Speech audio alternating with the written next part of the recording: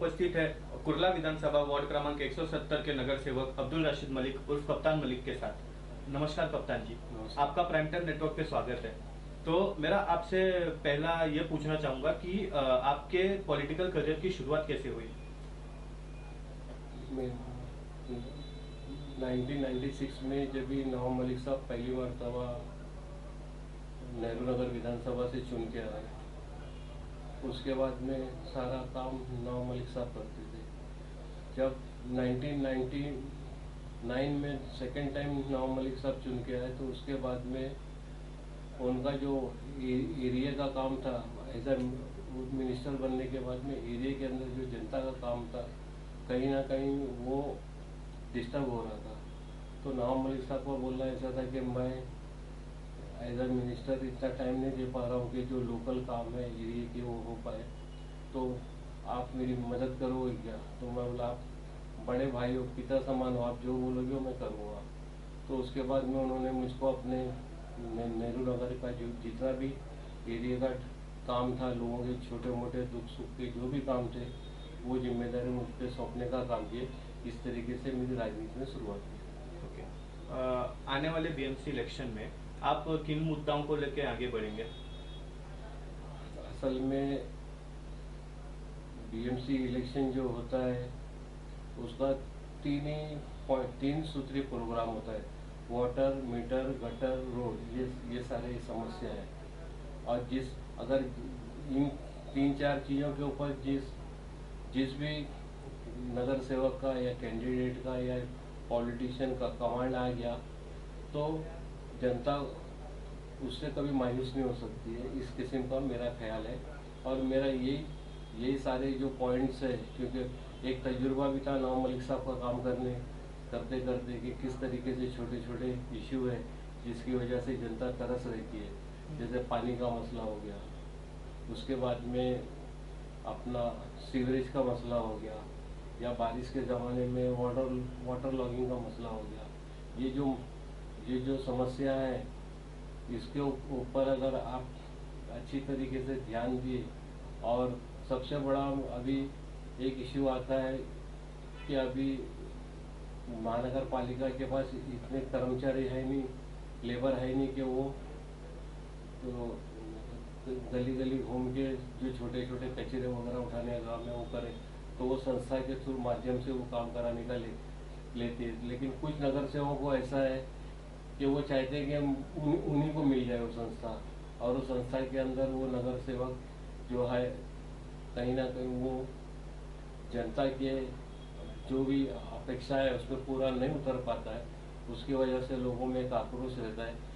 मेरा ऐसा है कि संस्था कोई भी आएगी, काम मेरे मुताबिक करूँगा और वो मैं करा के लेने का करूँगा। तो आप जब से कॉर्पोरेटर बने हैं, तब से लेके अभी तक आपने किन किन मुद्दाओं पे ध्यान दिया और क्या क्या अपने वार्ड के लिए काम किए हैं?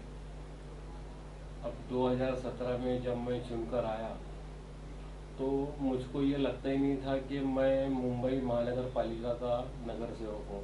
मुझको लगता था मैं कोई ग्रामीण के अंदर नगर सेवक हूँ, क्योंकि पानी का एक ऐसा मसला था कि कुरैशी नगर हो गया या चुना भट्टी हो गया, हर इलाके के अंदर सुबह में 5-5 बजे पानी आता था। लोग रात भर जागते थे और सुबह में पानी भरेगा, सोएगा कब, बच्चों को स्कूल कब भेजेगा, इस किस्म का एक सबसे बड़ी समस्या थी। तो सबसे पहला मैंने जैसे मुझको नगर सेवक का चार्ज मिला, मैंने मीटिंग लगा के और मसले को हल करने के लिए अधिकारियों से मिला, क्योंकि मेरे संबंध पहले भी मैं नगर सेवक था, तो मेरे संबंध थे।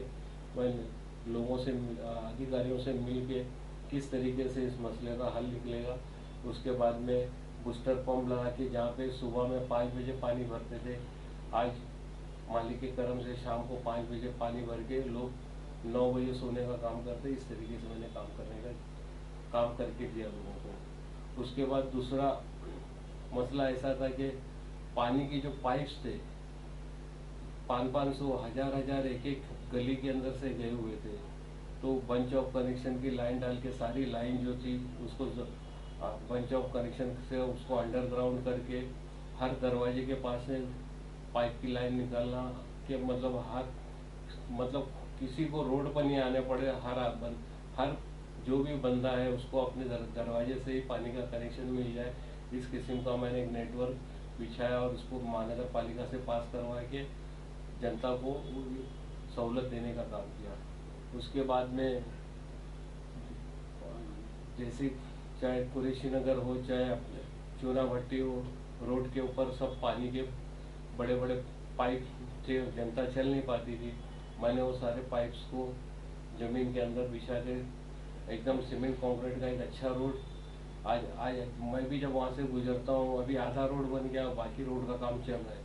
मैं भी जब गुजरता हूँ, बच्चों को जब देखता हूँ रात में क्रिकेट खेलते हुए, तो कहीं ना कहीं हंसता हूँ कि ये लोगों को चलने के लिए बना के दिया, वो रोड इतना अच्छा बन गया तो बच्चे उस पर क्रिकेट खेलने का भी काम कर रहे हैं। उसके बाद में मेरा वार्ड के अंदर जितनी भी समस्या है मैं आपको गिनाना चाहूँगा। कम एक चरबी गली थी, चरबी गली में ऐसा था कम से कम 500 से 600 पानी की लाइन थी, नीचे सीवर की लाइन थी।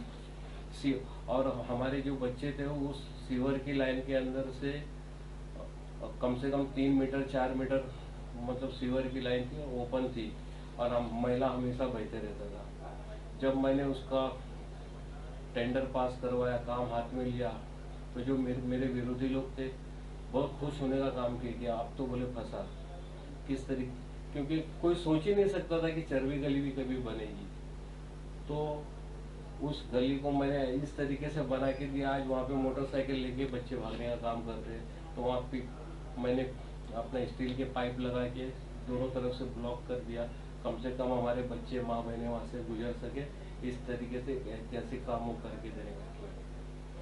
और महानगर पालिका के पास फंड की कमी नहीं है। जनता जो भी जनप्रतिनिधि है उसको पता होना चाहिए कि जनता के काम किस तरीके से करा के ले रहा।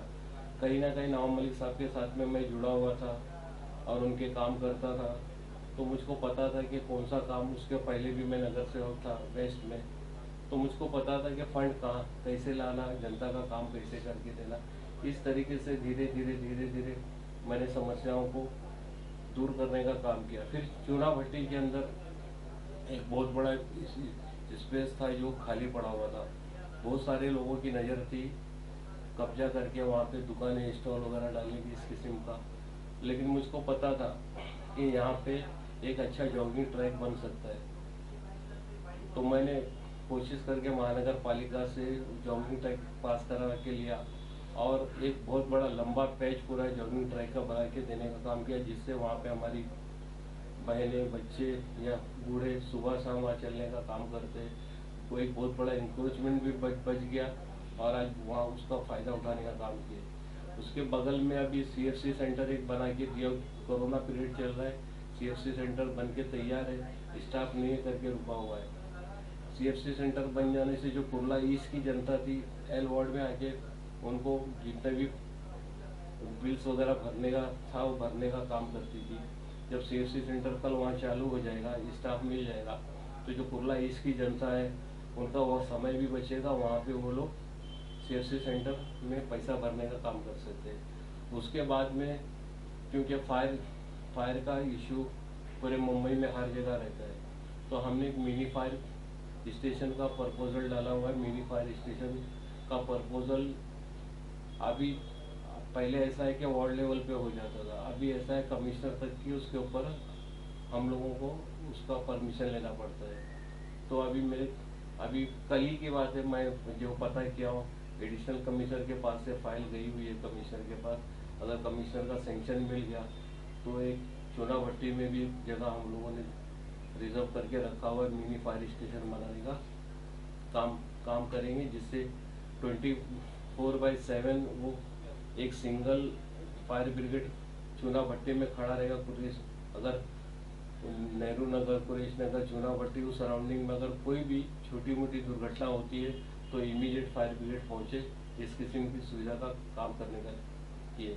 सबसे बड़ा मेरे एरिया में प्रॉब्लम ये है कि 227 नगर सेवक के एरिया में बेसिक इम्यूनिटी से भरा हुआ है, लेकिन एक मैं वाहिद नगर सेवक ऐसा हूँ जिस नगर सेवक के एरिया में बेसिक इम्यूनिटी 0 है, 0 है। ना डिस्पेंसरी है, ना गार्डन है, ना प्लेग्राउंड है, ना स्कूल है, कुछ नहीं है।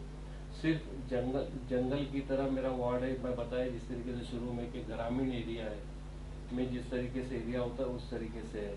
अभी बड़ी मुश्किल से ढूंढ कर मैंने एक छोटा से अभी पॉकेट मिला है जहाँ पे अभी मैं डिस्पेंसरी के लिए जगह अलॉट किया हूँ, और उसका भी मैं अभी फॉलोअप ले रहा हूँ। आने वाले दिनों में मेरी कोशिश ये रहेगी, आचार संहिता अगर थोड़ा लेट लगी तो डिस्पेंसरी भी पास हो जाएगी। उस वजह से भी हम, क्योंकि हम लोगों का इलाका बहुत गरीब है, जनता के पास इतना पैसा नहीं है कि प्राइवेट डॉक्टर के पास जाके इलाज करा सके या प्राइवेट हॉस्पिटल में जा सके। तो एक महानगर पालिका की डिस्पेंसरी भी बनाने का काम कर रहे हैं। आने वाले दिनों में जैसे टेंडर होगा उसका भी काम शुरू किया जाएगा। और जैसे कि अभी हमने देखा है आपकी एक छवि दबंग नेता के रूप में दिखाई जाती है, तो उसके बारे में आपका क्या कहना है?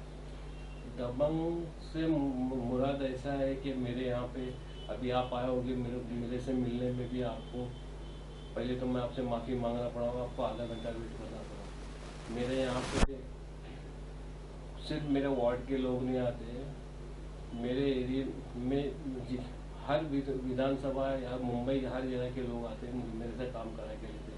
अगर मैं कोई ऐसा दबंगई किया हूँ, कुछ किया हूँ, तो मेरा उसमें जाति मुफाद कोई नहीं रहेगा। हमारे साथ जुड़ने के लिए शुक्रिया। आशा है कि आप पर जनता का प्यार ऐसे ही बना रहे।